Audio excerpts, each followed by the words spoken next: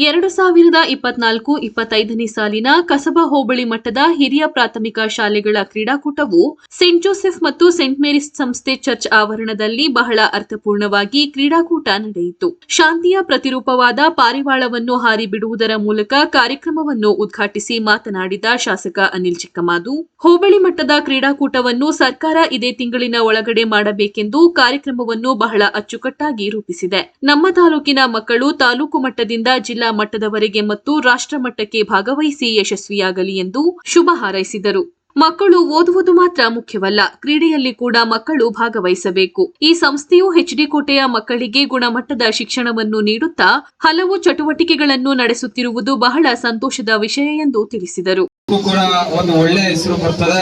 ತಾವೆಲ್ಲರೂ ಕೂಡ ಆ ಒಲಿಂಪಿಕ್ ನಲ್ಲಿ ನಮ್ಮ ತಾಲೂಕಿನ ಏನ್ ಮಕ್ಕಳು ಇವತ್ತಿಂದ ಪ್ರಾಕ್ಟೀಸ್ ಮಾಡಿ ಕೊನೆಯವರೆಗೂ ಕೂಡ ಒಲಿಂಪಿಕ್ಸ್ ಅಲ್ಲಿ ಭಾಗವಹಿಸ್ತಕ್ಕಂಥ ಶಕ್ತಿ ಆ ದೇವರು ನಿಮಗೂ ಕೂಡ ಕೊಡ್ಲಿ ಅಂತ ಈ ಸಂದರ್ಭದಲ್ಲಿ ಹಾರೈಸಿ, ಈ ಕ್ರೀಡಾಕೂಟದಲ್ಲಿ ನೀವು ಭಾಗವಹಿಸಿದ್ರೆ ನೀವು ಪೊಲೀಸ್ ಹುದ್ದೆಗೆ ಹೋಗ್ಬೋದು, ಮಿಲಿಟರಿ ಹುದ್ದೆಗೆ ಹೋಗ್ಬೋದು, ನಮ್ಮ ಫೈರ್ ಇದಕ್ಕೂ ಹೋಗ್ಬೋದು, ಅಗ್ನಿಶಾಮಕ ಸಂಸ್ಥೆಗೂ ಕೂಡ ಹೋಗ್ಬೋದು. ಬಹಳಷ್ಟು ಅವಕಾಶಗಳಿದೆ. ಸರ್ಕಾರದಲ್ಲಿ ಬರೀ ಓದಿದ್ರೆ ಮಾತ್ರ ನಾವು ಮುಂದುವರಿಕೆ ಬೇಕು ಅಂತಲ್ಲ, ಕ್ರೀಡಾಕೂಟದಲ್ಲೂ ಕೂಡ ಅನೇಕ ಅವಕಾಶಗಳು ತಮ್ಗೆಲ್ಲರೂ ಕೂಡ ಸಿಗ್ತದೆ.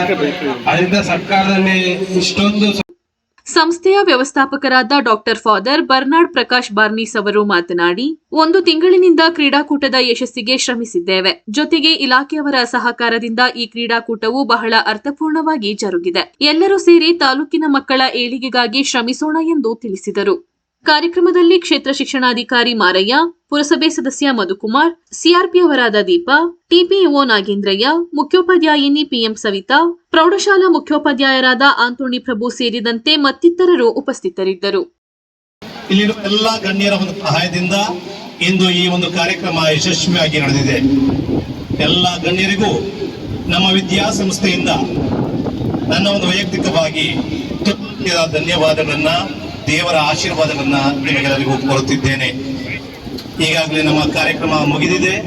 ಆದರೂ ಸಹ ಇದಕ್ಕಾಗಿ ಪ್ರತ್ಯಕ್ಷವಾಗಿ ಹಾಗೂ ಪರೋಕ್ಷವಾಗಿ ಸಹಾಯ ಮಾಡಿದ ಸರ್ವರಿಗೂ ಸನ್ಮಾನಿಸುತ್ತೇನೆ ಹಾಗೂ ಗೌರವಿಸುತ್ತೇನೆ ಹಾಗೂ ಅವರಿಗಾಗಿ ಪ್ರಾರ್ಥಿಸಿ ದೇವರ ಆಶೀರ್ವಾದವನ್ನು ಕೊಡುತ್ತೇನೆ.